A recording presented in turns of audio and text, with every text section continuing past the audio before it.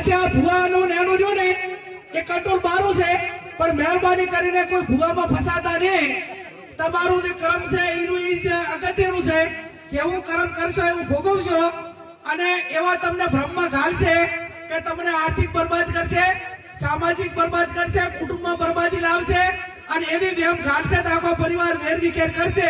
એટલે મહેરબાની કરીને કોઈ પણ પ્રકારનું દખ હોય તો ડોક્ટરને. નમસ્કાર મિત્રો, અત્યારે સૌથી પહેલા વાત કરવામાં આવે તો જ્ઞાનીબેન ઠાકોરનો તમે આગળ એક વિડીયો પણ જોયો હશે ભાઈ, કે જેમાં જ્ઞાનીબેન ઠાકોરે માતાજીના વ્રત ન કરવા અને એની સાથે સાથે ભોપા, જેને આપણે ભુવાજી કહીએ, એ ભુવાજીને પણ જાહેરમાં ભાઈ જાહેર મંચ ઉપરથી એમને પણ કહી દીધું કે આ ભોપામાં પડવું નહીં, એ લોકો આમ કરે છે ને તેમ કરે છે ને, એટલે ઘણું બધું એવું કીધું ભાઈ. જો કે હું તો નહીં કહું, અને આ બધાને જે કીધું ભુવાજીને એને બરોબર.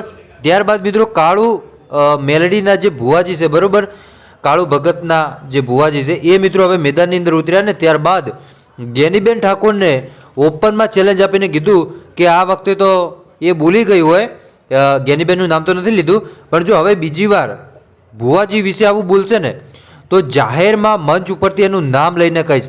એટલે એકવાર તો હું જતી કરું, પણ હવે બીજી વાર બોલતા પહેલાં 100 વાર વિચારજો. કેમ કે મિત્રો આપણે માની લો કે એક માણસ ખોટું કરે ને 100 માણસ ઉપર આપણે આરોપ નાખીએ તો એ તો ખોટું જ કહેવાય ને ભાઈ. કોઈ એક માણસને ટાર્ગેટ કરીને તમે કહો ને કે આ ભૂવો આવો છે, પણ બધા ભૂવા એક જેવા નથી હોતા ને ભાઈ, એ પણ વાત સાચી કહેવાય.